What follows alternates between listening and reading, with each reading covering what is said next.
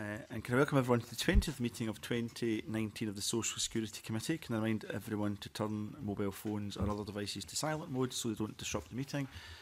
No apologies have been received from MSPs this morning. And we move to agenda item 1, which is Young Carer Grant. And the first item on the agenda is an evidence session with the Scottish Commission in Social Security and its report on the Carers Assistance Young Carer Grant Scotland Regulations 2019 draft forum. The Scottish Commission on Social Security is an advisory, non-departmental public body set up to provide independent scrutiny of the Scottish social security system, including benefit regulations, and these regulations are the first to be scrutinised by the Commission. So having said that, can I now welcome Dr Sally Witcher, the Chair, and Terry Shevlin, Secretary, Scottish Commission on Social Security. Good morning, both of you. Thank you for coming along.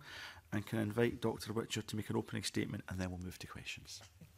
Thank you very much. Good morning, and thank you for the invitation to provide evidence on our report on the Scottish Government's Young Carer Grant regulations. I am here giving evidence today on behalf of the whole of the Scottish Commission on Social Security. This is our first ever report, so I hope it's helpful to give some broader points about the SCOS, as we've become known, before highlighting key issues from our report. Above all else, I stress that we are an independent body. We're independent of the Scottish Government, of the Scottish Parliament, and the organisations that each of us work for in our day jobs. We want to ensure that our work adds value and helps to contribute to developing a Scottish social security system that effectively meets people's needs. We therefore welcome your feedback on our report and its usefulness or not, and which is partly designed to inform your consideration of the laid draft regulations. I would appreciate, you may wish to do that informally or offline, but we would very much welcome any views you have on the report and our approach to it. So SCOS was created in response to the Parliament's concerns expressed during the passage of the Social Security Scotland Bill about the need for independent scrutiny of the Scottish Government's social security proposals. Our new role will not, of course, usurp this committee's expert scrutiny role. SCOS is a very new body. We officially opened for business in February this year. The board has 4 members, including myself as chair. We work for a limited number of days, and we therefore need to manage our time carefully. SCOS has a statutory role to provide independent expert advice as part of the super-affirmative scrutiny of Scottish, as part of the super-affirmative scrutiny of draft Scottish social security regulations. The Social Security Act specifies those benefits on which we are to report.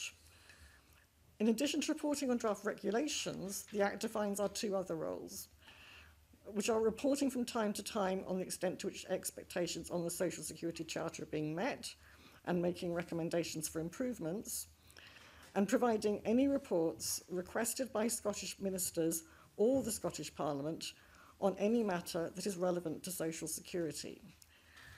So we have been considering how we can best perform these duties and would be happy to discuss them with the committee at a later date. So returning to the agenda for today's meeting, we want to ensure that all our reports on draft regulations are consistent, rigorous and comprehensive. We have devised a draft scrutiny framework that sets out the questions we will ask when considering regulations and drafting reports.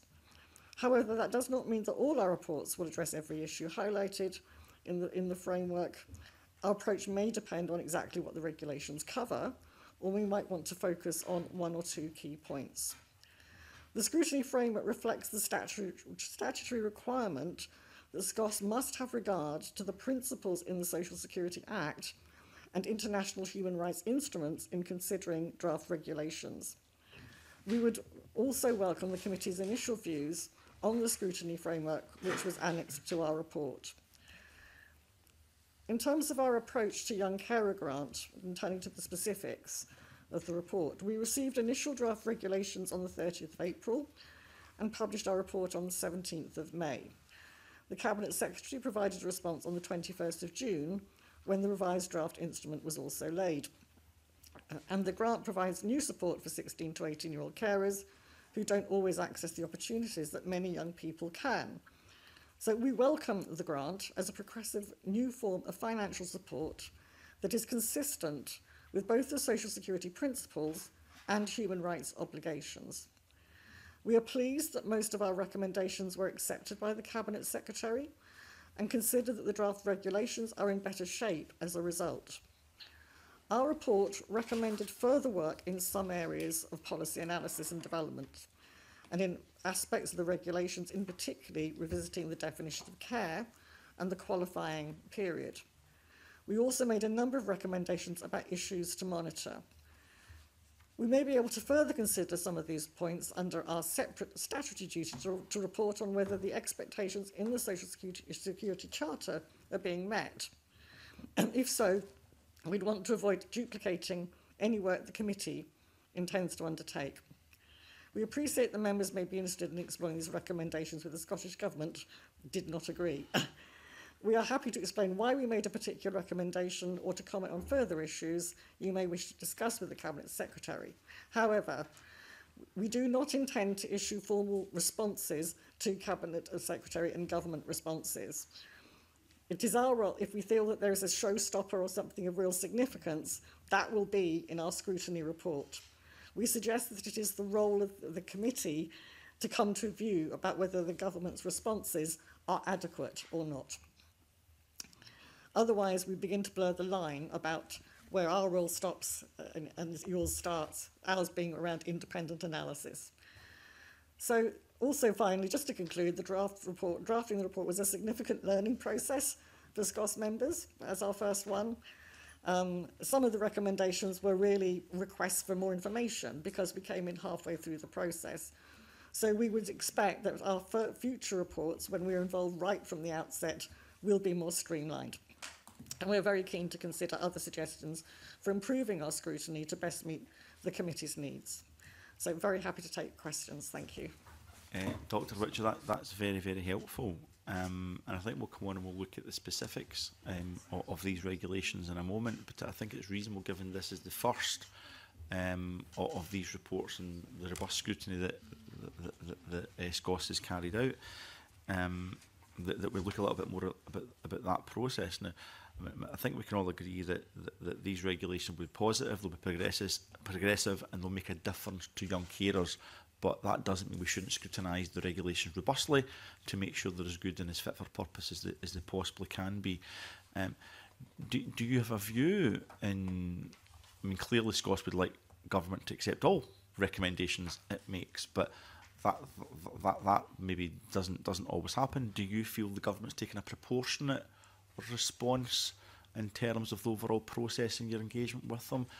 Are there lessons to be learned there? What's your thoughts on how the process has worked? Well, there are probably always lessons to be learnt, but we've had good involvement with officials throughout, and they've been helpful in providing us with information. Clearly the issue was that we came in midway, and so we weren't able to get involved at the outset, and so there was a limited amount of time within which we were able to get additional information if we wanted to have this report ready in time for it to be laid with the regulations. So clearly they have answered a lot of questions that we had, the recommendations. They haven't accepted all of them, but we were really encouraged to see that there was movement on some of the areas that we considered to be of particular significance. Also to highlight that there will be opportunities to revisit quite a lot of these issues later down the line when it comes to discussions around carers' assistance. So this is just the starting point, inevitably, and as a starting point, we felt that it was positive and progressive. A number of members want to talk about the process more generally before we look at specifics, and myself and others will come back to look at specifics and ask for your thoughts on it. But to other members in just now who want to ask along these lines, Mark Griffin. Thanks, Convener. It was just about your general reflection. Obviously, this is the first report on regulations, and very grateful to receive it and see the volume of work that has gone into it. Just to reflect on the process of the first one, how has the engagement been with government? Have you felt that the role of the Commission has been valued and has changed the the shape of the regulations to a sufficient extent to, that's comparable with the work that you've put in? Yes, as I said, we've had good engagement with officials, not just around the Young Carers Grant specifically, but more generally. I have met with the unit heads, I've met with the whole division, we've talked about our role. It is a learning process for everybody. One of the things that we're doing is to develop a protocol about how we work with Scottish Government officials, what we need from them, and the kind of the timelines and such like, because we feel that will help to crystallise and clarify to the benefit of everybody, given that what we all want is to get the most out of that engagement. So I would say that the engagement has been positive, but there's a lot of learning, you know, because we are a new part of a process, that there are new timelines to factor in. We want to be sure that we have enough time, much as we do have time that is within the legislation, that we should have the time we need. The reality is that there are commitments around when certain things will need to go live, and therefore deadlines for when regulations need to be laid. And if we want to make sure that we have an impact on that, then we have to make sure that we are given the time to do what we need in order for that to be possible. It's also the case, I think, that there are a number of different bodies and a lot of consultation with different bodies, with the expert advisor group and others, and lots of recommendations, and you yourselves also were involved in sort of scrutiny work. I think hopefully what we've shown is that much as there's some overlap, we have also come up with some additional points, and hopefully that shows that we are adding some additional value there. Okay. Thank you. Okay, Keith Brown. Thanks very much. In the same kind of area as Mark Griffin, I just wondered about your obligation to look at the complexity that new regulations might provide. I noticed that you've recommended that the Scottish Government checks whether a particular invalid benefit was actually finished now that the DWP provides. Are you satisfied that what's being proposed, notwithstanding the fact that not all of your recommendations were accepted in their entirety, doesn't add unnecessarily to complexity? And in the process of coming to your recommendations, have you engaged with the UK Government on these issues? We haven't engaged with the UK Government. We do have some dealings with our sister body down south, the Scottish, the Social Security Advisory Committee. So I have good links. In fact, spoke to them even this week. So that's also been very helpful to getting some sense of how they do things and some useful comparisons. In terms of, could you just kind of say again what you mean about additional complexity? I don't think I quite got your point there. Well, you mentioned at one stage that you've recommended that the Scottish Government checks with DWP, they're no longer paying a particular invalid benefit. And in your scrutiny framework, one of the things that you've said that you would do is try and make sure there's no unnecessary new complexity brought in. And I just wondered the extent to which you think where we've ended up today has met that test, I suppose. I think, and as much as there are occasions where complexity is going to be desirable, or when I say complexity, where difference is going to be desirable. So, for example, for carers allowance, that requires 35 hours a week care.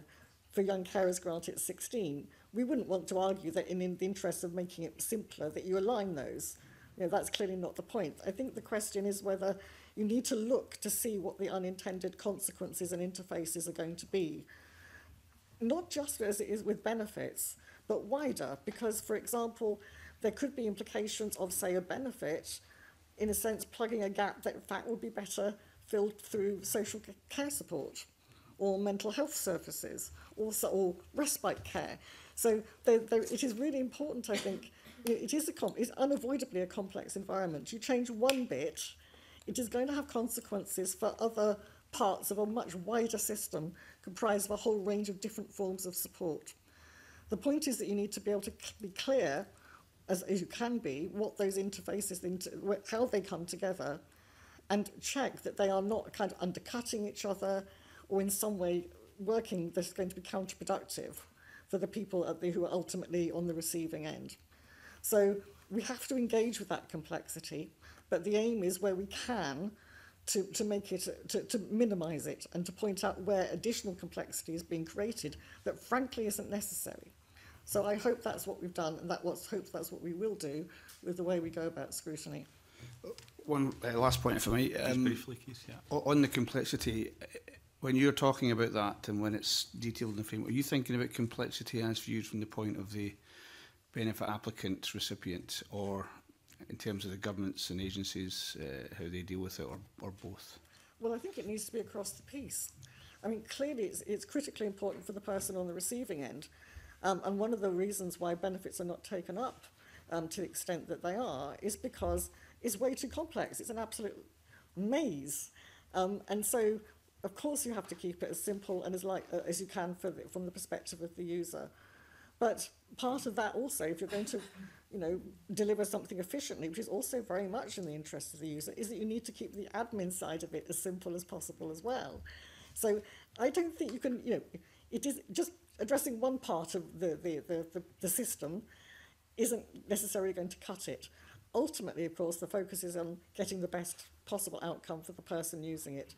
But you're not going to do that if all you focus on is the point at which that person applies. And okay, look at some of the specifics of the regulations. Our committee, and I think Scott as well, we're looking at our discussions with the government in relation to young carers who may not qualify. That's perhaps because there are certain elements of disability benefits that still don't allow you to access the young carers grant, and there's a restriction that the government couldn't create an alternative passported benefit. There's restrictions in relation to that. So any reflections on the eligibility criteria in terms of qualifying benefits of the cared off person? Do you think the government's got it right on balance, and or should they still go further, whether this year or in future years? There's clearly, you can just look at the figures and you can see that there are a lot of young carers even within this age group who will not be covered by this. So yes, in theory, of course, there's always going to be scope to do more for more people. One of the issues that I suspect is part of that reason, it concerns the disability assistance or the disability benefits that the person being cared for needs to have in order for the person to become eligible for carers assistance. So the point there is we're going to come to that. Disability assistance, will be a lot of regulations around that coming up. And the government does have competence there to do things differently, whatever it wishes or intends to do on it. So that is one area, I suspect, where there may indeed be scope to do more, but you would pick that up when it comes to the disability assistance regulations. They have, of course, also referred to continuing engagement with young carers, and again, that could be really important to identify who's really missing out. I think one of the concerns we had was around responses to our recommendations on equalities, that the data isn't there. So we would want to be clear, I think, and this is something that can be done through engagement, to see whether there are particular groups of people, of young carers, who are particularly missing out. So partly it is about, there may be coming up legislative scope to do more, anyway, within the Scottish Government's competence. Partly it's also about the monitoring and evaluation of what's put in place to get more learning about who's missing out there and where perhaps particular initiatives might need to be targeted. Okay, thank you. Deputy Convener, I think you wanted to come in. Yes, I think you've largely covered the points, but it's a particular concern of mine in the construction of the carers allowance that perhaps just it comes down to our issues about our competence, but in principle I would have preferred to have seen a way around that to widen the scope for eligibility beyond qualifying benefits, for the simple reason that this is what we always do, and I'm sure because of this we miss out lots of people because they're caring, but they're caring for someone who's not on a qualifying benefit. So just to complete that, I know you share certainly mine, the convener's concerns around this. How could we keep this issue ongoing for constant review, do you think? Well, I think you have the means of engaging with people, you have the means of and you will indeed be talking to Cabinet Secretary right after this session, right after you speak to me. So I think those may be issues you would wish to explore further with the Cabinet Secretary. I'm not sure at this stage there's a great deal more I can say. I think there are opportunities, and our role is not to set out policy direction. Our role is to scrutinise regulations. And again, maybe it's helpful to draw a bit of a distinction there about where our remit stops and those of the committee and the Cabinet Secretary and the Scottish Government start. So, as I say, you know, in an ideal world, we'd love everybody to get everything that they possibly could that they need in order to have the fullest possible lives. Of course, that's what everybody would want. But it's never going to be that straightforward. And the question is then about the judgments that policymakers must make and the basis on which they do that. Our role is around, in this occasion, the regulations that were put before us, to scrutinise those and to raise recommendations in that regard. So I hope that's helpful, just sort of trying to separate out a little bit where our role stops and others perhaps start. Thank you. Okay, Jeremy Balfour. Thank you, Convener, and good morning. Again, can I add my thanks for the work that you've put into this? I suppose there's two areas to explore with you around where we are. The first is in regard to if there are more than one sibling within the household, only that one sibling can get the money. Do you have concerns around that? And is that something we should be looking at in the future to revisit?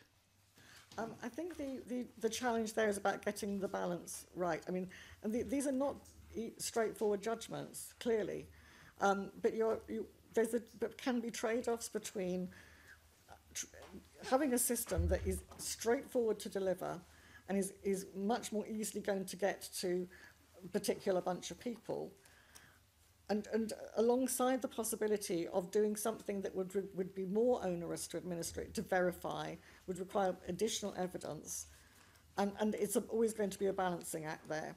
So our view on this occasion was that we do as proposed, that it is aimed at one sibling and not others, because to do otherwise might at this stage engender greater complexity, which could risk problems for the people who claim it. But it is a trade-off, and it is something, no doubt, that would be well worth monitoring to see if there is an issue here. The monitoring and evaluation of this, as I've said before, is going to be really important, and the framework around that will be really important. But, you know, we need to start somewhere. Which probably leads on nicely to my second question. We've got to start somewhere. £300, reading between the lines, seemed to be a figure that the government came up with for whatever reason. Do you think that £300, now clearly again, this will be a budgetary decision for Parliament to make over the next coming years, but do you think the £300 can make a significant difference, that amount of money, to a person, or is that something, again, we need to be reviewing in years to come to say, does £300 make a significant difference of what that benefit is meant to be helping to do? Well, we did recommend that there should be monitoring and evaluation of the impact that has had on people's lives. I think, you know, the shorter answer is, at this stage, we don't know. I would take seriously the views of young carers themselves on whether they see this as being helpful, and I think the view was that they did, and that there was a view from other stakeholders involved that this was a good balance between making a contribution without somehow implying or reinforcing the idea that young people should be in this role.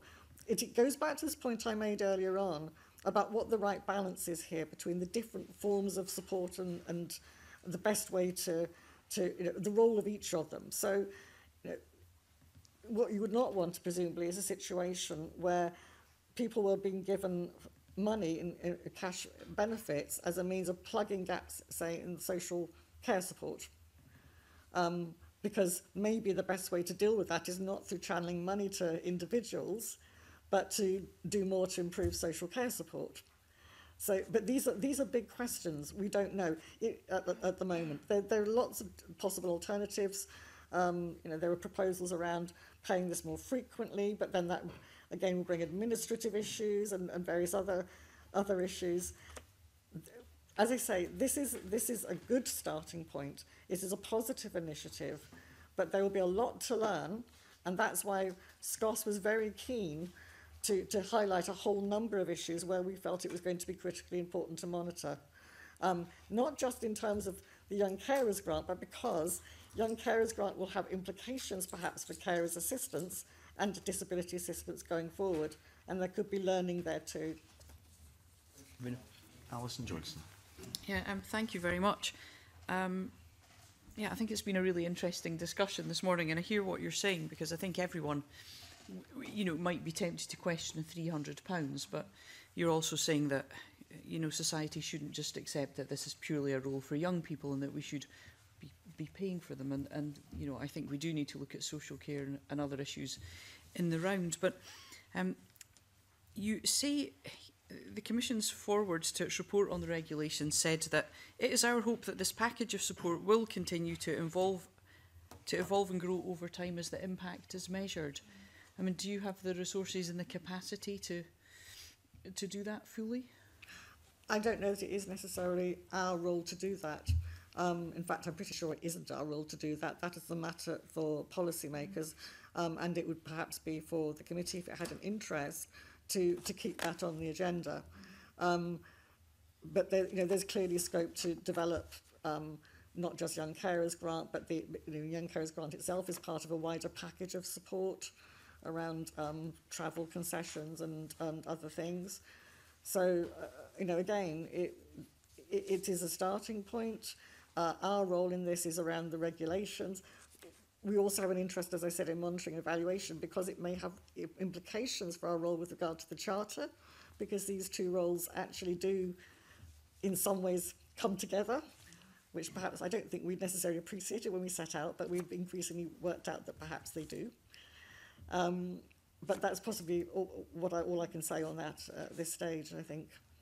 I appreciate what you're saying about your role being around scrutiny of the regulations. I mean, the Young Carer Grant, that was a Scottish Green Party manifesto proposal, which the First Minister, welcomed wholeheartedly. I suppose I was envisaging that it might include more than 2,400 young people.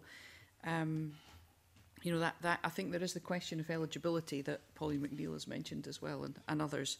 I'd just like to. I know what you're saying. You're about scrutinising the regulations for what has been brought forward, but do you think the eligibility criteria are too narrow? I mean, what do you think of the Scottish Government's justification for not extending eligibility for young adults over 18 who are not eligible for carers allowance? I think I once again I need to come back and just be really clear. We're not here to make judgment about policy direction. We can't do that. That is not our role. We are here to scrutinise regulations. Where we feel that there is some significant issue with the regulations, having looked at the scrutiny framework, we may indeed on occasions come up with something that we feel is a showstopper. The fact that this clearly doesn't go as far as it could do, is of itself not a showstopper. We would like to that extent, we would want, we support this initiative, these regulations. Okay, thank you. Okay, Thank you, I've got two more bids for questions. Time almost upon us. Apologies, we want to be relatively brief questions. I've got Michelle Ballantyne and Shona Robertson, and that'll be us. Right. Good morning, Dr. Witcher. And can I just say, actually, I found it really useful, particularly a policy framework. I think that really helped understand where you'd come from in terms of writing the report. Given we're short of time, I'll just touch on one, and that was around the definition of care. And you wrote quite a long piece on the issues around definition of care, and obviously the Cabinet Secretary has come back and said, yes, we've changed it, but it does require to have a definition of care because they feel that gives I suppose, a framework on which to work. So I was wondering if you could just comment on whether you feel that the revised definition meets the Commission's feelings around it. You know, does it go far enough? Because you seem to imply that you didn't think there ought to be one in the report. So we think that the revised definition is helpful. It is certainly an improvement on what was there before.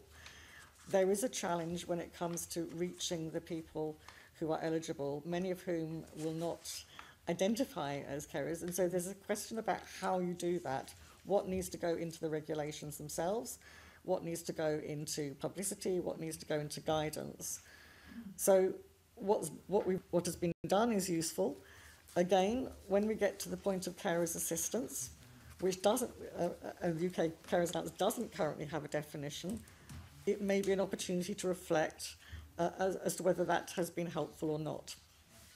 And again, this is something that we may want to monitor to see whether there is any evidence that this definition is in any way meaning that people who are not applying who could perhaps get it. One of the things we would be keen to see in the monitoring and evaluation is that it's not just young carers who are getting this that are involved in monitoring and evaluation, but also young carers who are not getting it. And we think that would be really important to include, and it may give us some evidence around that issue, as well as potentially many others. Right, so no evidence was supplied to suggest that the UK's lack of definition had caused problems? No, there wasn't. Okay. I think the only argument that there may be is that this is a very particular group who may not see themselves as carers, may not identify for a whole range of reasons, whereas perhaps older carers may perhaps do so more readily. And therefore there are some particular challenges about how you're going to reach the people who are entitled, whilst not also going over the top and suggesting to a load of people who are not that they might be. Thank you. Okay, thanks, Michelle. Shona Robertson. Good morning. You obviously have quite a challenging and sometimes delicate balance to strike. And what I thought was notable through your recommendations is that they really set out ways in which the Scottish Government could monitor the impact of whether it's the rate or whether it's the criteria against, and create an evidence base, I guess, is for me the kind of tone that's coming through. On recommendation 17, which has 12 elements to it, you talk a lot about the monitoring and evaluating and researching. You indicated earlier on that that there may be further discussions being had about the role, unless I picked you up wrong, about the role of the Commission potentially in post-legislative scrutiny. Did I pick that up right? There's maybe some further discussion about a potential role there, or am I reading too much into that? It isn't about. This is where our two particular roles come together, because when we look at the Charter has a lot of commitments and expectations around the way in which things are delivered, and also things like the way policy is designed and who is involved in that, which is why we have commented on the process of getting to the regulations. The principles themselves, which we are obliged to look at when we scrutinise regulations, and which are themselves reflected and translated by the Charter into what that therefore means people can expect. They include the advancement of things like equality and non-discrimination. So there's a lot here. There is a continuous improvement principle, effectively. So for us to do our job, both with regard to reporting on the Charter and having evidence of whether that's being expectations are being met or not, as well as in terms of our scrutiny of regulations, we have to take that much longer view. But what we will not be doing under our scrutiny brief is coming back to check up on what's happened with regard to that particular issue. But we would be interested to know about the monitoring evaluation, first and foremost with regard to our Charter role. So this is where, as I said, this is where the two things start to come together. We're still in the process of really thrashing out just quite how they do, but there clearly are interconnections there. I think it'd be helpful once you got to that point to come back with some further information to the committee so Oh. we can better understand how Yes. those align. I'd very much welcome that opportunity and also to get your views on that too. Thank you. Okay. Okay, thank you. The Deputy Convener's got a brief final question before we move to the next agenda item. Thanks. Thank you very much, Convener. Firstly, can I say that I really liked the layout of your report. I think it was really easy to read and also see what recommendations were adopted or not. So I found it extremely helpful, and like other committee members, just want to thank you for your work on that, because obviously in the earlier process we were very keen that there would be an independent analysis, because I think we all knew that we couldn't do all the work on this and we want to get it right. So really just to put on record my thanks for the work that you've done. But I also want to just make sure that we've in the process that we've ended up with in this super affirmative, to see if it is really super at all. So my question is, or if you'd like to comment, so the committee similarly fed its comments back through the convener, perhaps the committee, and actually you can see there's some crossover where there's some similarities. Did you see that the correspondence that we sent to the Cabinet Secretary, do you see that? I don't know that we do that. I don't think we do as a matter of course, do we? Yeah, so it's all published, and we've had updates from the clerks. I wasn't here for that particular exchange of correspondence, but we are in contact with the clerks. Yeah. So I mean, I suppose we do have good communications via the Secretary in particular with the Clerks Committee clerk, and as Terry says, there's a lot that is in the public domain. So maybe the question more is about the extent to which that's formalised or not, whether that's something which it may well. This is part of one of the things we're looking at the moment, is the kind of the case for protocols, or for want of a better word, just really kind of, for the benefit of everybody, we hope, trying to sort of really bottom out these kinds of issues so that everybody's clear about expectations and timings and so on. So that's really a helpful one. Thank you for raising that, because I don't think that was one that we'd thought of before. I suppose it's just testing at this stage how the process all fits together, because we will be asked to make a decision later on today, which will be accept all or reject. So I suppose I'll put the same question to the Cabinet Secretary as well, because I'd want to be reassured that your report and the committee's comments are seen as one single part of the process. But there's quite a number of points that we agreed with you on, so just thank you again.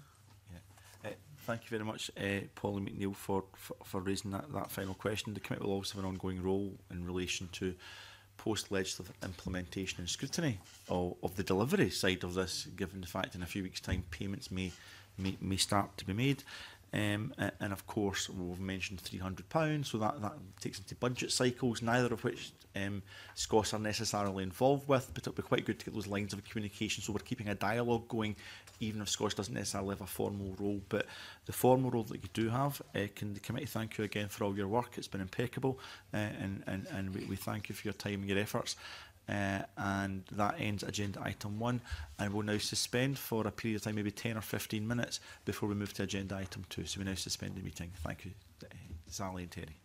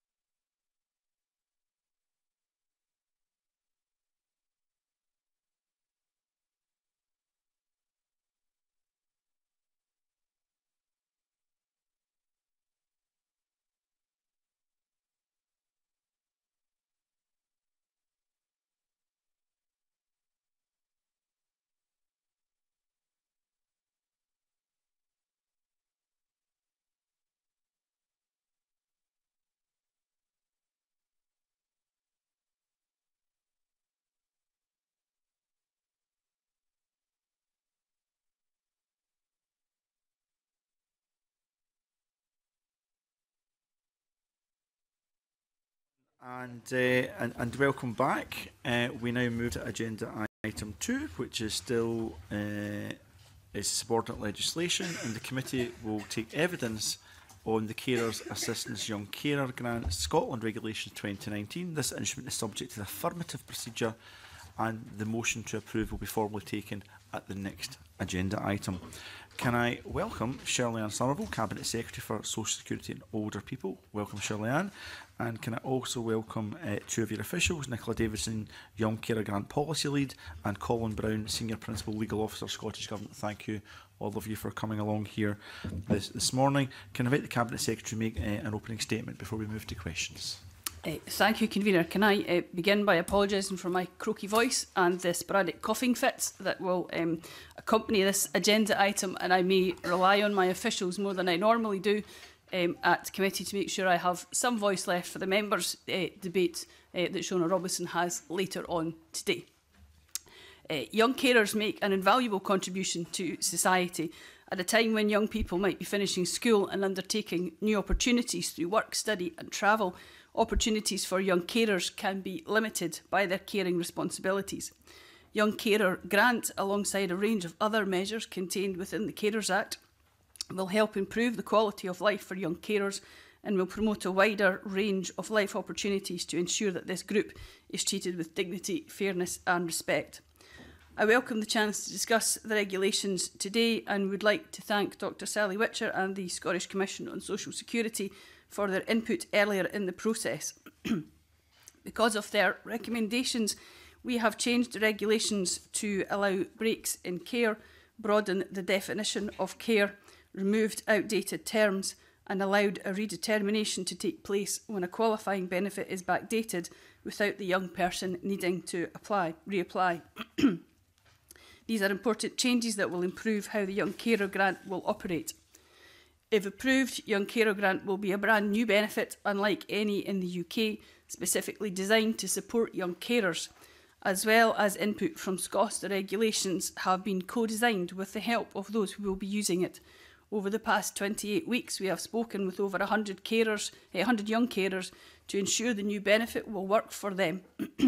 This is on top of speaking with the Young Carer Grant Working Group, carrying out a full public consultation, meeting with young carer panels and their own user research. I would also like to extend my appreciation to this committee for their input earlier on in the process, as well as to the Disability and Carers Expert Advisory Group for their recommendations. All these contributions have helped shape the regulations which were laid on the 21st of June, and I welcome the opportunity to discuss the regulations here today, and I'm happy to take questions. Cabinet Secretary, I feel slightly guilty now for asking questions. I hope your voice holds out. I'm sorry to see that you're poorly.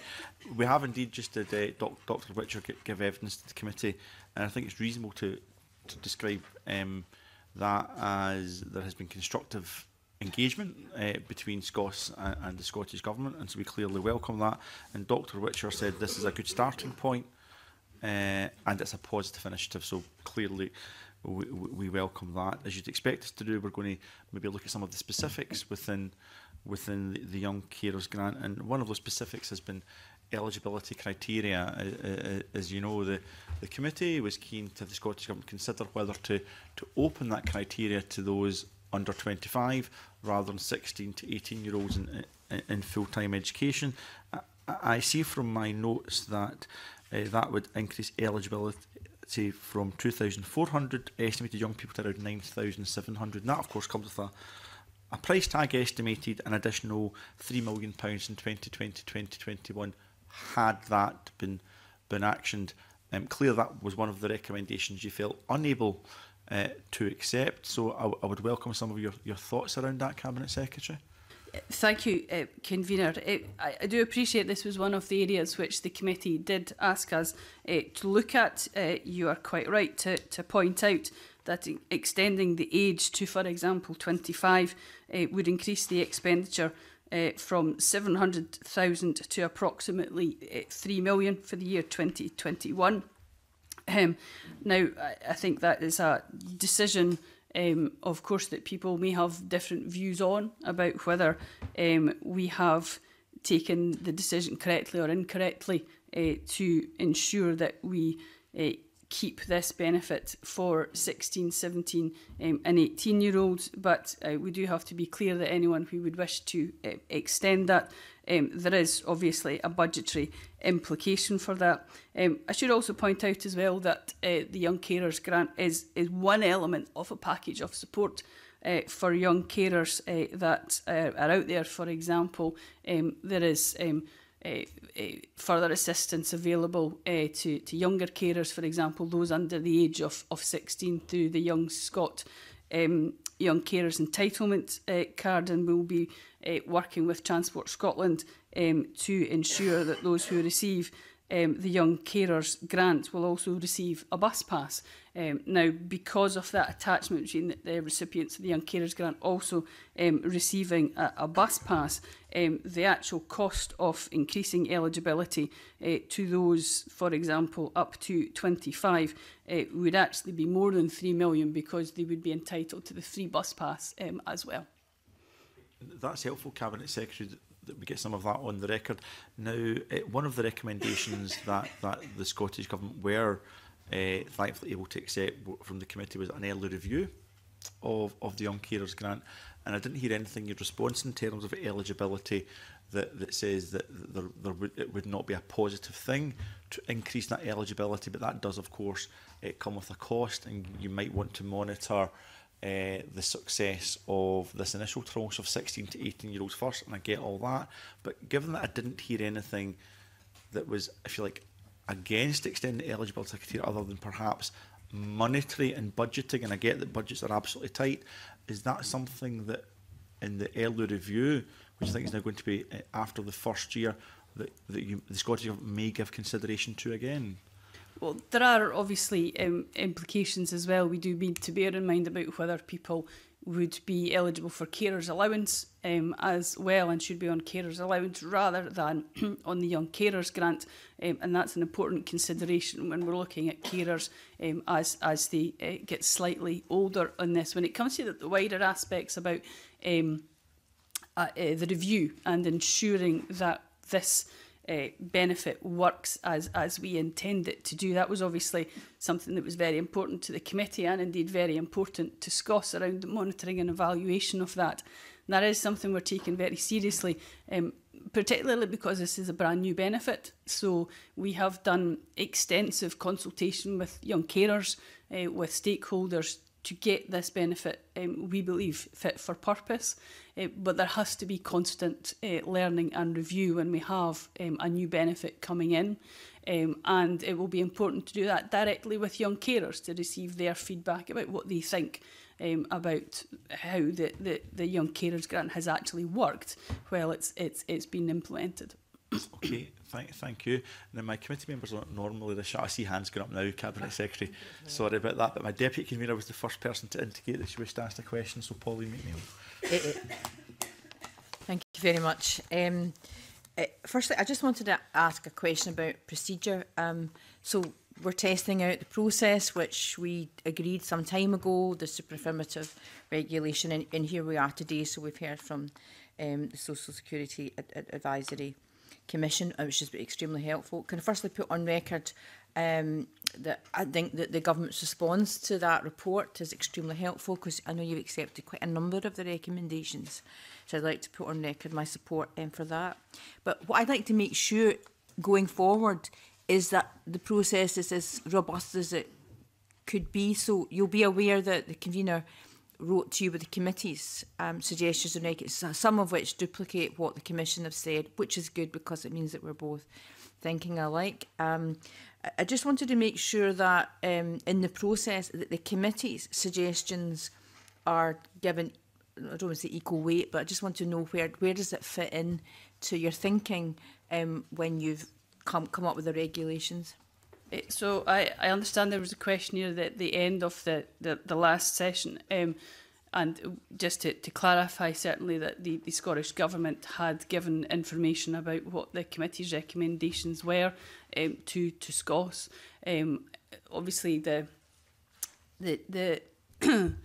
the actual recommendation, draft regulations changed from what came before committee. So there were some changes made after committee saw it. So they weren't the same regulations that went to SCOS, but we ensured that there was that flow of information.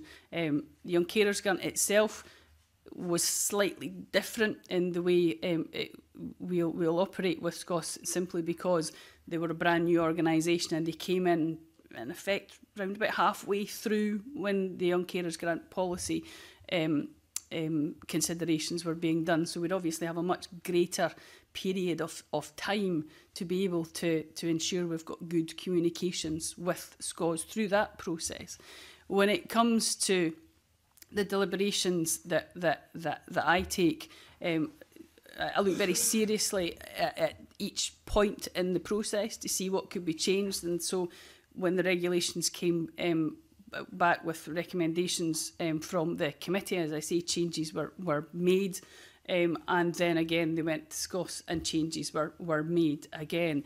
And I think it is very important, I certainly consider it very important, that every single part of that journey that I'm looking very seriously at making the changes that I can possibly make to deal with the recommendations that come forward. Now, I won't be able to say that we'll accept the recommendations either from the committee or from SCOS in totality at every time, but every part of that journey I give in many ways kind of equal weight and consideration to getting them as fit for purpose as I can for the next step on that journey. And that indeed goes before the committee gets involved in the process about ensuring that we're doing what we can with stakeholders and with young people themselves to be able to get them fit for purpose before we present them to yourselves. Thank you very much. I just have a last question, which the conveners partly covered. I'm interested in the eligibility in relation to a qualifying benefit. I'm fully aware of the barriers to going beyond that. But given that you've said that there will be a review, is it your intention to come back to this question, and do you plan to meet with UK ministers if that's appropriate? I'll perhaps bring in Colin Brown at a moment, partially to give my voice a rest. But we will look during the review, I suppose, at what we can change, and we can't change what we have competence over and what we don't have competence over. And if there are areas where we simply cannot extend eligibility because the competence isn't there, then I'm not sure what the point would be of reviewing that, because we couldn't do anything at the end of that process. Now, obviously, if people are coming back out from young carers themselves and saying we've got a gap, we've got a problem, then we need to look really seriously at that. But that's not a matter that I would just be able to consider as the Scottish Government. It would be about a discussion around changing competencies. But I'll perhaps bring Colin in a little bit as well here. Yeah. Well, I suppose there are two levels of restriction, but they're actually in this case effectively the same. The one is the restrictions that come from the Scotland Act itself, which are the powers of this Parliament, and then what the Act itself constrains, which is designed in the Act to reflect those limits, and that a person's eligibility for any form of carers assistance does require that they are providing regular and substantial care. That's not defined, but it must be both regular and substantial. So there's a limit there of some sort. And it must be care to a person to whom a disability benefit is payable. Now, for the purposes of the carers assistance, the Young Carer Grant, it links into disability benefits that would entitle a person to carers assistance. So it is effectively any current disability benefit. And it would in future pick up anything the Scottish Ministers create as a disability benefit. Again, though, that has to involve care, but that's to involve a disability within the limits of devolved competence. So it's not unrestricted. There is some flexibility at the margins, but you cannot get away from the fact there must be care for a person who is in receipt of a disability benefit. Thank you very much. Okay, Jeremy Balfour. Thank you, and good morning, Cabinet Secretary. I suppose I just wanted to pursue a wee bit about the sibling issue, that one member of a family, one of the siblings can only get it. I think I understand the reason why you've not gone down that road at present. I suppose my two concerns are, firstly, do we end up with sibling rivalry, that you end up with one person maybe applying and getting more money, and the other person also giving care but not getting more money? And secondly, is it first come, first served? So, you know, if you've got 3 members of a family, is it literally whoever gets a form into the agency first gets the money without actually having to show they do the caring? Because you could end up with a sibling not doing any caring but applying and getting the money. And that, I think my understanding that wouldn't be checked at all by the agency, and would be no right of appeal from the person who's given that. So I appreciate this is a small number of people that we're dealing with, but I just wondered how you thought that through a bit further. This was an area which I did give very serious consideration to, and indeed when I was at the Young Carers Festival recently spoke to young carers particularly about this issue. I think I would go back to some of the feedback we had from DACBIAG, for example, and indeed I understand some of the comments made by Dr Witcher in the previous session around ensuring that we keep this benefit as simple as possible for people to apply for. And if we had an area where we were looking at more than one person, more than one sibling, then the complexity around verification would potentially put people off and make it just a more difficult benefit and not a simplified benefit. So that was a decision I did look very long and hard about, and it is balancing up the need for simplicity around the understandable concern that a young person may not be able to apply who could apply. In terms of how it's administered, in effect it is on a first come first served basis. So if you apply and you get the Young Carers grant, then you are the young carer that gets that grant for that cared for person. There is the only verification that takes part, again, to ensure that the benefit is as simple as possible, is that the young carer must give the details of the cared for person, and that cared for person is written to, and the letter in essence says, this young person has said that they care for you, just, and it's a verification point. They don't have to reply to that, so there's no delay in it, but that does give the cared for person an ability, or the named person, to be able to have an ability to say, well, actually, no, that doesn't happen, and to be able to feed that back in. So I hope that provides some reassurance around the verification that care does actually take place, but it's a verification that we intend and have designed to be as simple as possible, both for the young person and for the cared for person as well. I think maybe it's just something, I know you are going to look at this and review this. I think you've said that in your papers. I think it's just something that would be worth just keeping under review. My other question is just out of interest, how did we reach the figure of £300? I mean, I think I'd been welcomed by everybody that seems to be a good starting point, but I just wondered how you and your officials decided £300. It was an area that came through discussions both with the Young Carers Grant Working Group and with Young Carers themselves. So it was something that came through those very early discussions. I suppose the balance, again, you need to strike is to ensure that that it's significant enough to make a difference, but not in a way that may put pressure on a young person to provide care or to get into a caring role or stay in a caring role. So arguably, yes, that's the balance that we struck, and the £300 seemed to be something that worked well through the testing phase. But so it's that user testing really that we kind of used as a sense check to that. Thank you, Commissioner. Alison Johnson. I'd just like to sort of understand further, given that a relatively small pool of young people will be eligible, are you currently content that the eligibility is sufficiently wide? I think it was part of the point that that Colin Brown discussed earlier around through eligibility. If eligibility is around a person who normally receives a disability benefit, then that is the basis of which we can provide a carer's assistance benefit. So we are in a slight kind of stuck in a loop of the definitions around our competencies around that.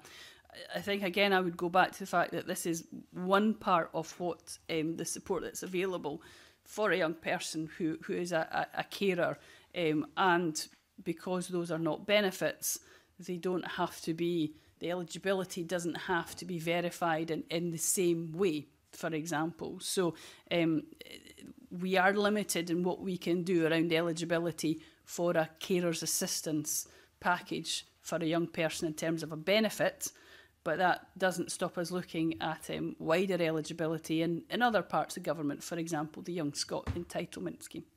I appreciate that. And given, you obviously want to ensure that the 2,400 young people who are eligible do manage to take up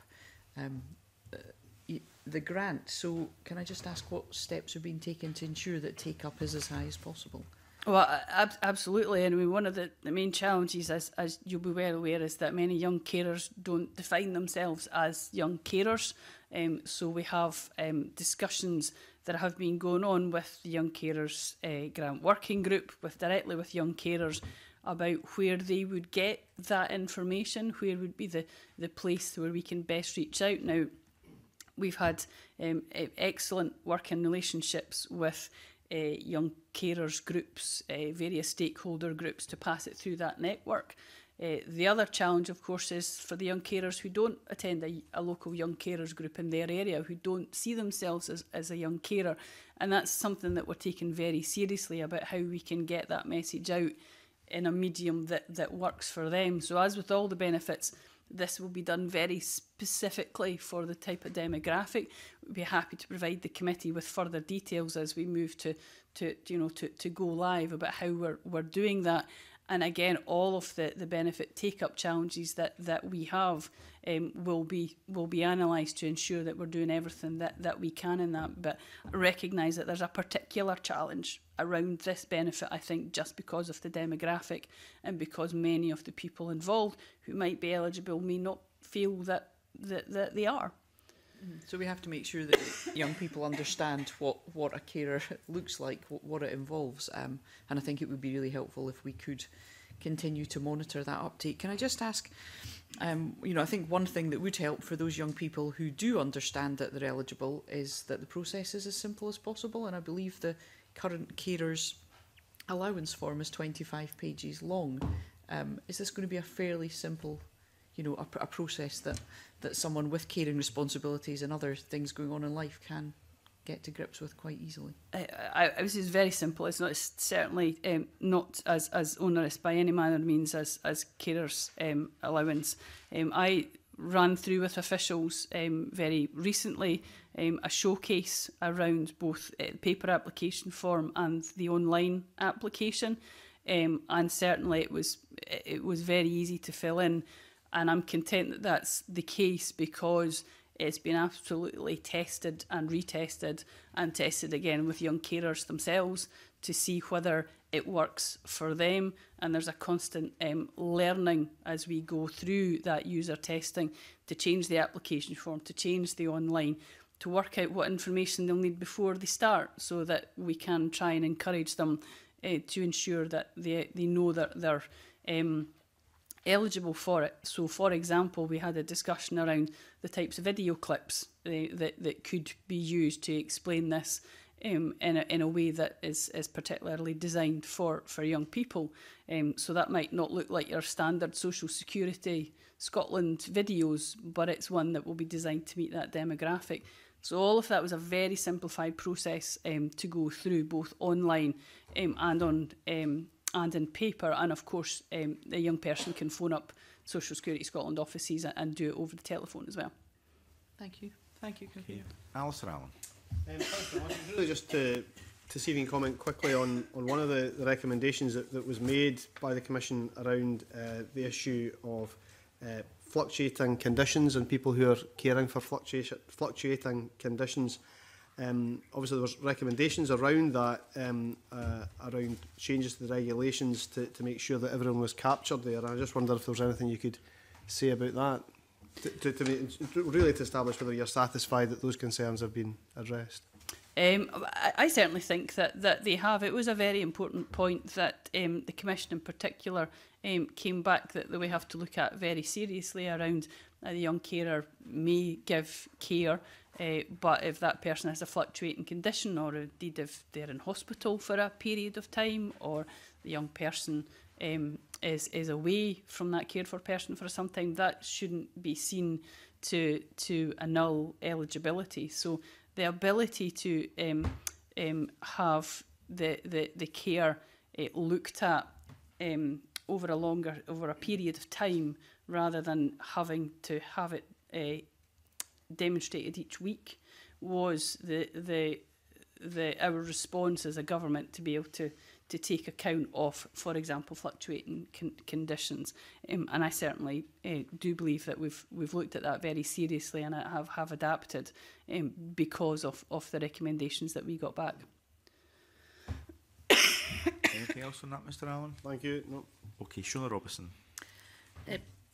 Hi there. You'll be aware that a lot of the SCOS recommendations centre around making sure that there's a robust ongoing monitoring and evaluation of the impact of the grant, and I guess to build an evidence base, given it's a new grant, of what the impact of that is. Can you say a little bit about how you intend to do that, to make sure that, you know, after the first year of operation of the grant, we're able to see some kind of tangible impact evaluation of what it's doing in the lives of young carers? Well, absolutely. As I said earlier, that monitoring and evaluation is critical, but I think even more so when it is a new benefit like the Young Carers Grant. So in common with all the other benefits that we've implemented to date, we'll conduct evaluation research around 1 year after the launch. That will be a summary of the management data that we have available to us in terms of the administration of the benefit, any data from other Scottish Government resources, but also bespoke research with the recipients of Young Carers themselves, the Young Carers Grant themselves. I think, again, it's important to realise that this is a reasonably small cohort of people that will be coming through in the first year, and therefore it is very, very important that we don't simply rely on management information that the agency's receiving, but also that we do speak to young people directly themselves to get their feedback. So all of that will be in place.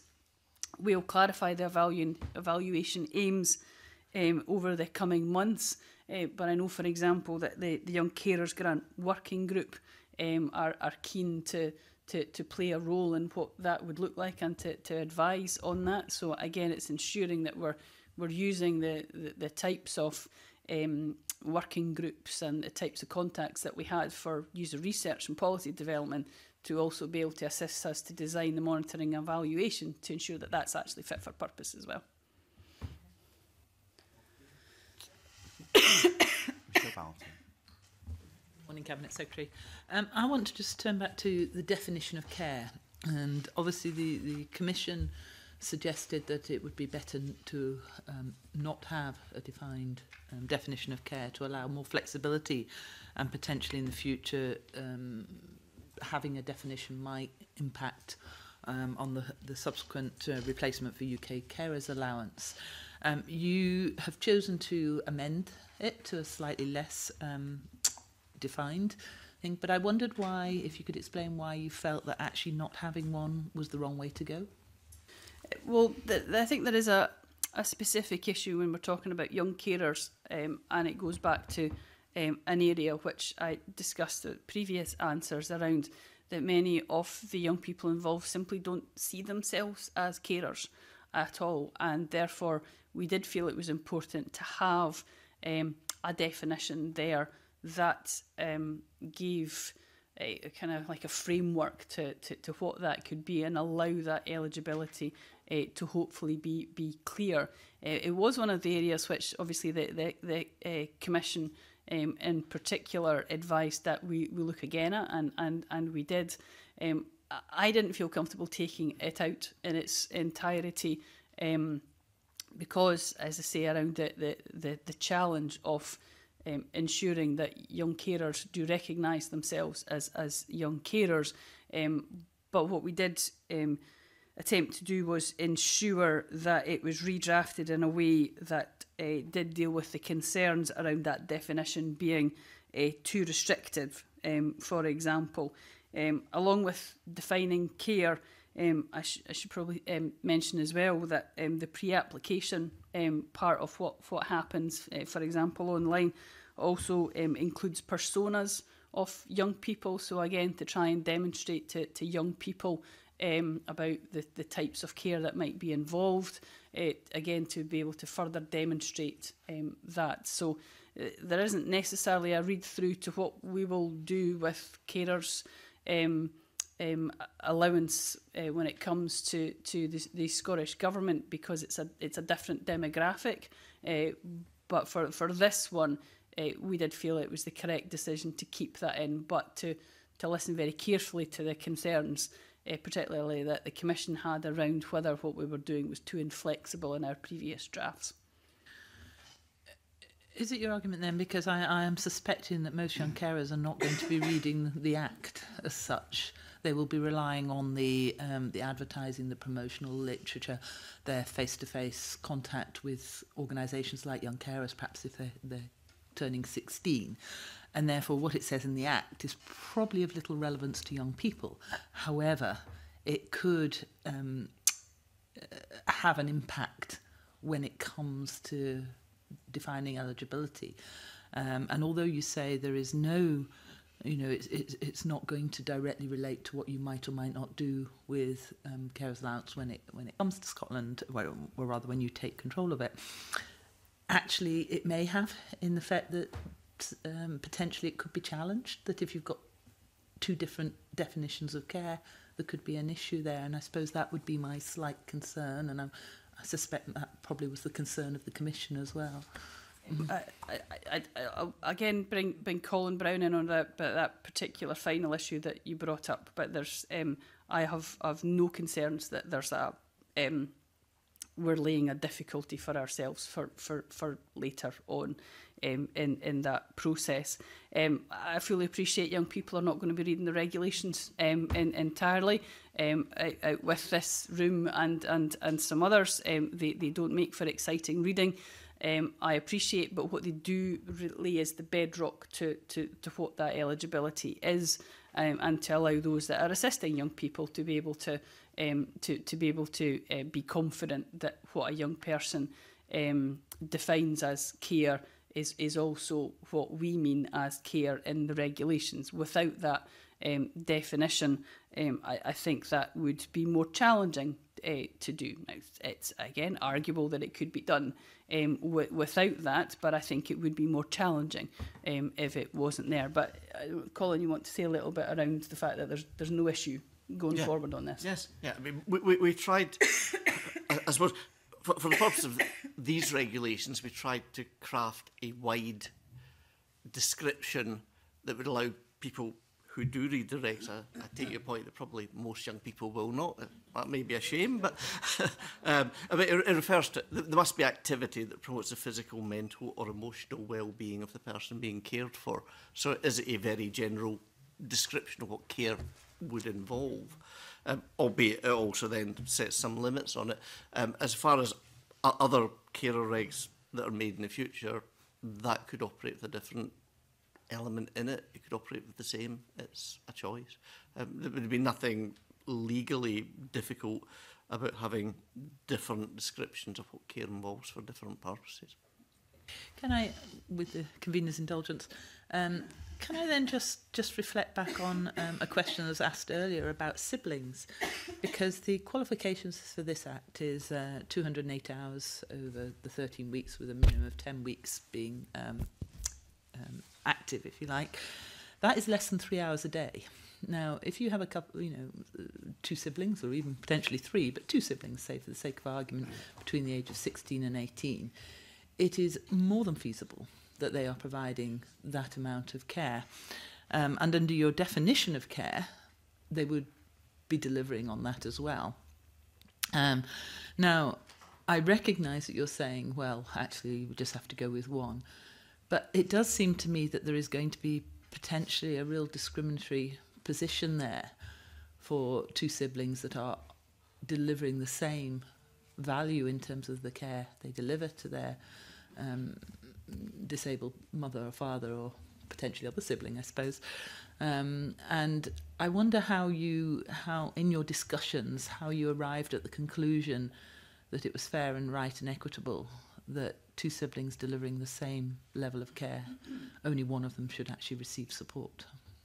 As I think it was Jeremy Balfour that asked the questions on this as well, this is an area where we have committed to look very seriously at monitoring and evaluation to see if there are unintended consequences of it. I don't suppose I can say much more, and not just because of my voice, than I said to Jeremy Balfour around the reasons why we came to the decision that we did around simplification, around ensuring that this benefit didn't require a number of steps of verification that would have made the process a lot less simple for young people. Now, as I said, that is an area where we will monitor and evaluate. I have spoken to young carers, as I said, directly about this issue and have heard their concerns, and I've went through with them the reasons why we came to the decision. I came to the decision that I did on that. So I'm not sure there's much more I can say apart from to explain why we've got to where we've got to, and an absolutely firm commitment to monitor and evaluate that as well. Your suggestion of complication in terms of validity checks, you've made it quite clear that your validity checking simply is a letter out to the individual that doesn't require response unless in fact the person isn't delivering it and the person wants to identify that. So surely there would be no differential in that validity check, whether it is one or two. What would actually be different? Why would it complicate it?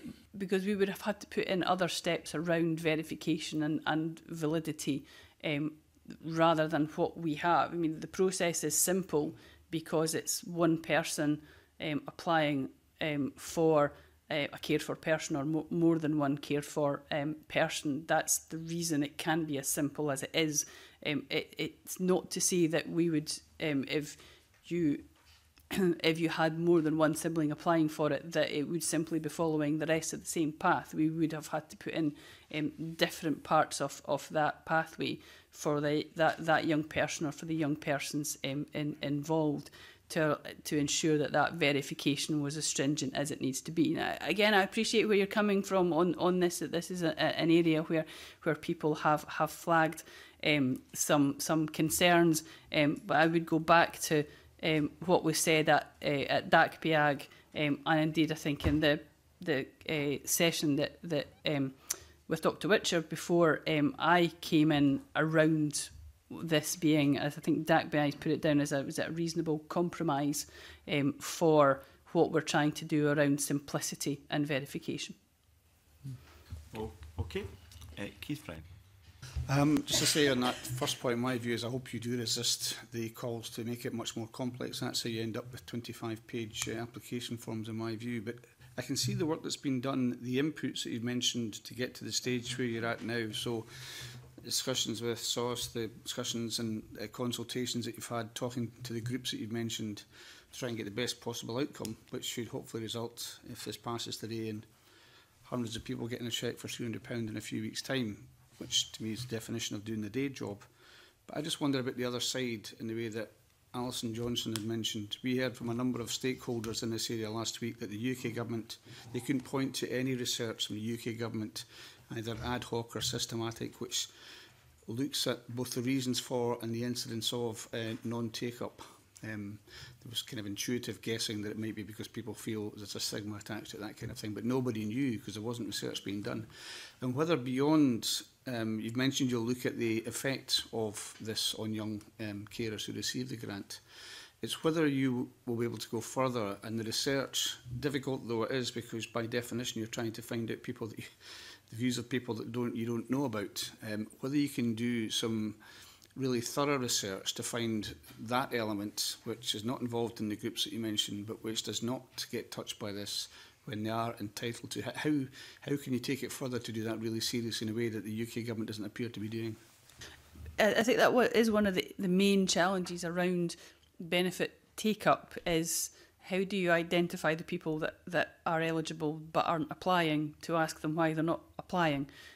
But that is something that we're taking on very seriously. The monitoring and evaluation, for example, when we're speaking to young carers, will, I'm sure, be able to point out some either direct from those young carers or people that they know about the reasons why people haven't applied for young carers grants. So we will be able to use that monitoring and evaluation to see if there is easy, hard lessons for the short, medium, long term around take-up challenges for that. It is something that we'll look very seriously at, not just because we're obligated to do that by the Act around take-up in general, but that is one of the major challenges around take-up is identifying the people that are eligible and working out why they're not applying. Some of that in general is around making it as simple as possible to apply. That's one of the main barriers to take up, or whether there's any other barriers in the way to that, not just the application. So all of those we think we've looked at, but obviously that all needs tested when it goes live and young people are experiencing it in a live situation rather than the test situation. So hopefully that provides some reassurance that we will take on what is a very difficult area around ensuring benefit take-up.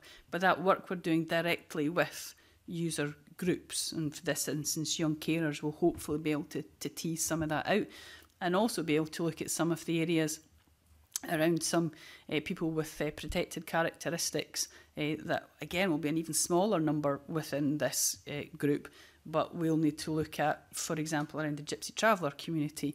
Would they apply for the Young Carers Grant? What's the specific barriers around that?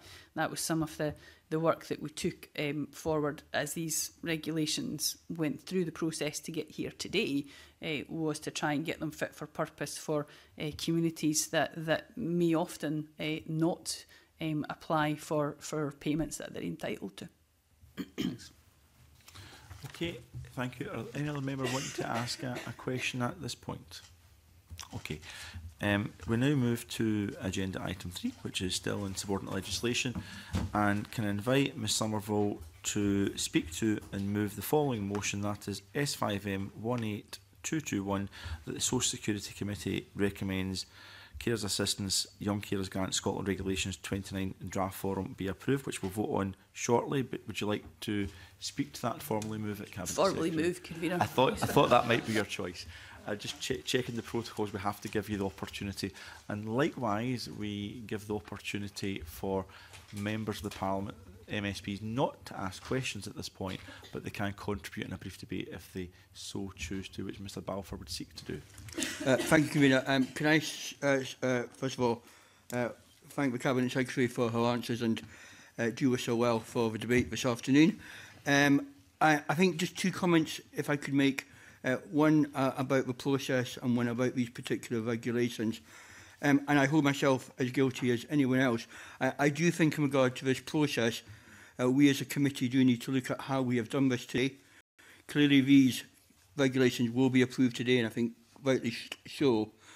But to have two different sets of evidence, one after another, and then to approve draft regulations immediately after that, I do think is not the way forward, particularly when we get to maybe more controversial regulations. And I think we as a committee just need to look at how we have scrutinised this, and if we had wanted to make changes, how we would have influenced that in the government earlier on. In regard to the specific, I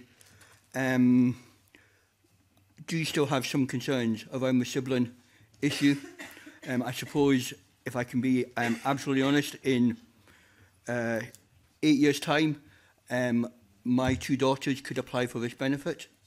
They both may well be helping me if that is required. And I do think there would be an issue that why would it be fair if one of them got it and the other didn't? And I do appreciate we're talking about a very small number of individuals, but I would ask the government, as I think I said in my questions, for them to look again afresh at this and just to see if this is causing issues and if we can simplify this procedure in such a way that any children who are given care benefit from it. I think I would, and I've welcomed the Cabinet Secretary's remark that this will be looked at, but I think that's pretty complicated. Thank you. Okay, thank you. Yeah, Michelle Ballantyne, yes? Yeah, I'd probably just like to echo some of that. I also have significant concerns around the sibling issue. I think it is a very small number, and it applies particularly where there are twins who share responsibility, or say siblings only a year apart. And I don't see that it should necessarily make it more complicated in terms of verification. The verification system could remain the same. The other one I still have some, I perhaps over time maybe would still like to revisit is the definition of care. And I think that will be interesting to monitor. But obviously, overall welcome the regulation being brought forward today, and I hope that it does make a difference on the ground. Okay, Keith Brown, did you indicate you wish to? Just very briefly to say that I don't agree with the attempts to make it more complex. I think that's how you end up. I remember there was, I think, the pension credit application back in 2000 had 100 questions in it. For pensioners, the last one of which, as I've said before, was, are you pregnant? I just think these things become very complex. In relation to siblings, you would have to have cross-referencing. You would have to consider apportionment possibly as well. So I am not for making it more complex, and I think they need to make this as simple as possible. I think that's true of all benefits. Not simplistic, but simple is really important, and I'm very supportive of this. I think it will have a major impact on the lives of young carers, and hope to see the evidence for that in due course.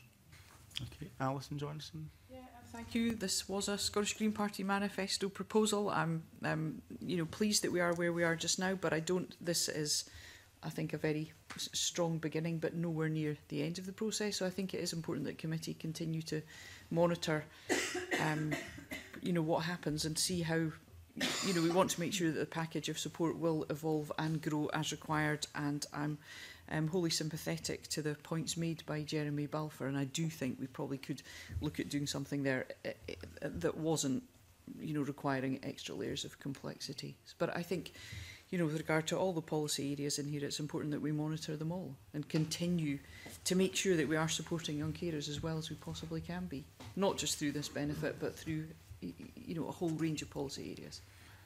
Okay, are there any other members wanting to contribute? Polly McNeill?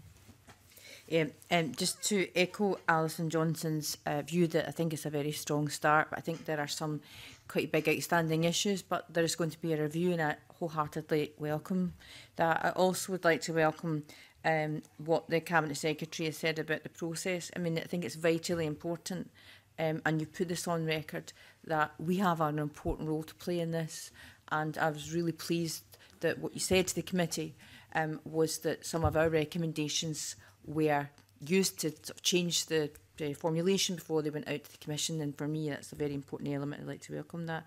I'm still concerned about a group that I think might be missing out, and I would put my hand up and say I don't know for sure about that. I don't even know who that might be, but that's been my experience when we've done other benefits because of the structure that we're duties, I suppose, we're bound in, which Colin very ably explained to me. But it's an issue I would like to return to in the review. But on that basis, I need to thank Cabinet Secretary. Okay, are there any other comments from members? I may say a few words myself, and I won't go into the policy intent and the substance of the regulations before us, but some comments made by Mr Balfour just in terms of process and how the committee could perhaps do that more effectively. I think it may be worth laying some of that on the record. I know that's not the concern of the Cabinet Secretary, but it has been raised within this forum.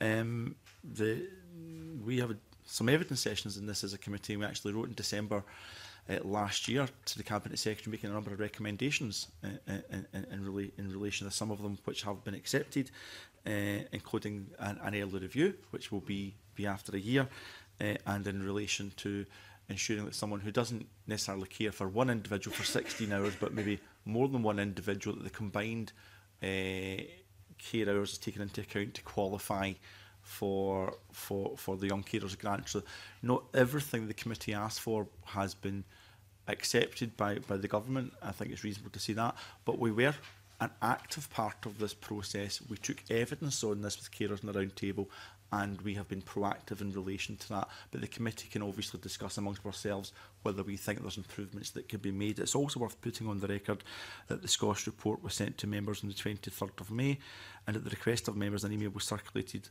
about sub-alleged procedures on the 7th of June, and the instrument was laid on the 21st of June and circulated to members the same day. That was 3 months ago, and that no member has actually been in touch to question or raise concerns about that process until at this meeting today. And I think that's reasonable to put on the record, Mr Balfour. You will have the opportunity to come back should you wish to do that. Now, if we look at the substance of this Cabinet Secretary, you've got cross-party support on this. Of course, the Scottish Government does. I very much welcome the £300, which will make a real and focused difference to the lives of young carers in all our constituencies.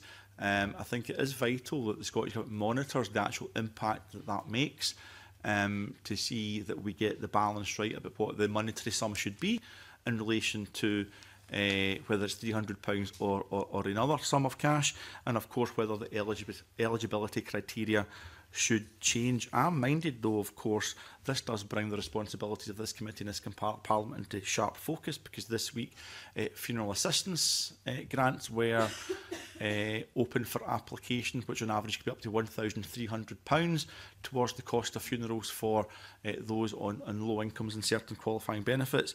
We've of course got the Carers Allowance Supplement, and we've got the Best Start grant process running through. Now, there's others that I could mention. All of these come with a price tag. Of course they do, and that feeds into a wider budget process, not just for this committee, but for the Parliament. So I think it's also fair to put that on the record, because of course we'd love to go beyond £300, but it has to be sustainable. We have to measure the outcomes, and we have to measure those outcomes against how money could be spent on other key priority areas within the social security system as well. And I thought it was important to put that on the record. So I absolutely welcome these regulations that are before the committee today. Mr Balfour, I did name check you. I'm very conscious of that. So I don't know if you want to come back. I mean, just very briefly, I think the point was, I think there is cross-party agreement on this one. I suppose my point being is that the regulations were laid the week before recess. We've only had 3 sessions, if we wanted to call this in earlier, to look at it. And I do think as we get to the more controversial regulations going forward, there does need to be a stage between us asking questions and then voting on everything.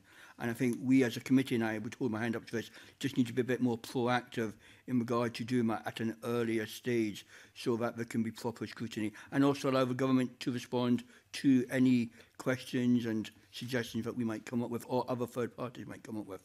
Absolutely, Mr Balfour. Let's improve the process where we can. I just wanted to put on the record the opportunities the committee has had. I thought that was reasonable for a balanced debate. Are there any other comments from members during this brief debate? Okay. That being the case, can I ask Ms Somerville whether you wish to sum up during this debate? No, thank you, Convener. I thought that might be your answer. So therefore, the question is the committee content to recommend approval of this instrument? Okay. Thank you very much. And we now move to agenda item 4.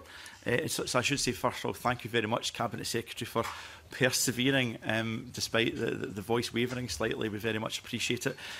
We now move to agenda item 4, which is also in subordinate legislation. Can I refer members to paper 4, note by the clerk? The committee is invited to consider the Welfare Foods Best Start Food Scotland Amendment Regulations 2019, SSI 2019/232, which is subject to the negative procedure. This amending instrument has been brought forward to address the DPLR Committee's recommendation that Regulation 18 on the Welfare Foods Best Start Foods Scotland Regulation 2019 SSI 2019/193 could be clearer. The instrument is technical and does not change the policy intention. On the 3rd of September 2019, the DPLR Committee drew the amending instrument to the attention of the Parliament as the 28-day laying requirement had not been complied with. The DPLR Committee is content that the failure to comply was acceptable given the circumstances. Sorry for that extensive content there, but it's important to put that on the official report. So all that given, is the committee content to note this instrument? Yes. Okay. Can I thank committee members for their time and efforts this morning. Just before I formally close the meeting, we do have a couple of matters to discuss once we do that, so if you could hang about. But thank you everyone, we now formally close this morning's meeting.